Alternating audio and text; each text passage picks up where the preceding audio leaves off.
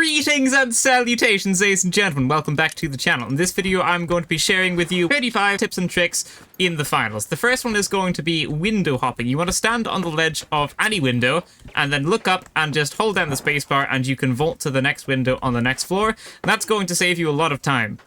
You can rotate the medium's turret by pressing right click or the aim button.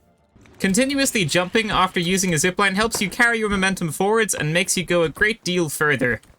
So, if I throw a gas grenade, I can actually then throw a pyro grenade to get rid of the gas, and then if I want to get rid of the fire, I can throw a smoke grenade to get rid of that. And then if I want to get rid of the smoke, I can throw a gas grenade, which will eliminate the smoke. So, there's a counter to each of those things if you didn't know that. And similarly, if you throw a goo grenade, fire will set that goo on fire, and it will burn it. For every throwable item, you actually have two ways of throwing it. You can left click to throw it quite far, or you can right click to throw it short, which is going to be very useful in a lot of situations. The healing beam actually has a health bar on it to show when it's going to run out of charge and when it's going to need to overheat. And that's going to happen when it reaches the top of the health bar. You can do 50 damage with the defibrillator. You can use the goo gun to tower up to get to hard to reach places.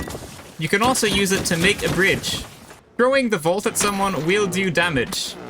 Imagine you have your pyro grenade equipped, but you want your primary weapon equipped instead. You can actually press 1 to equip your primary weapon and then pick the vault straight back up.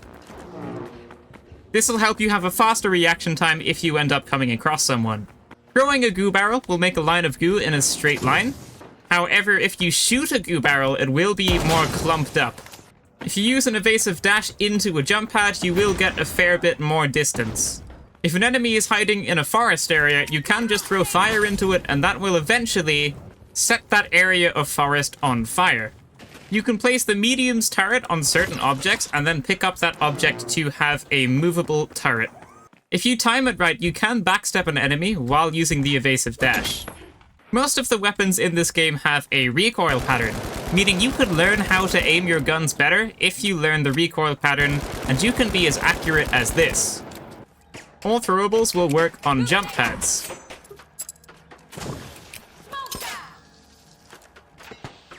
Throwing an object like a table or chair at someone will do damage.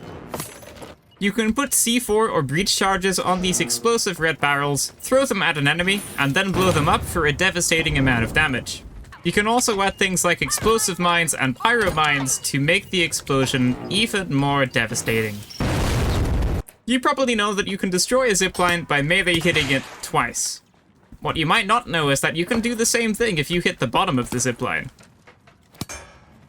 You can use the heavy's charge and slam in midair for a devastating ground pound that will break floors and also do damage to players. None of the shotguns in this game have headshot multipliers, meaning you might as well just aim for the body since it's probably going to be easier. This goes for grenade launchers as well. You'll see these buttons around the various maps in the finals. Follow their chords and you will be able to see what they do. If a teammate is taking damage from gas, you can actually use the healing beam to heal them the same amount that the gas is doing damage. If a teammate is taking damage from fire, you can heal them more than the fire is doing damage. Shooting these big red squares that hang from the ceilings spawns barrels. The red ones will spawn these barrels, the yellow ones will spawn the fire barrels, the pink ones will spawn the goo barrels, the grey ones will spawn the smoke barrels, and the green ones will spawn the gas barrels.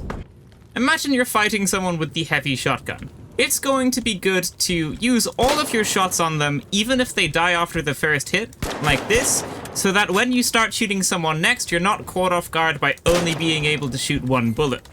Pairing the heavy sledgehammer with the charge and slam can allow you to catch up to medium and even light players in certain situations. Thank you so much for watching, ladies and gentlemen. That is going to be it for this video. If you liked it, leave a like, subscribe, and I will see you in the next one. Farewell.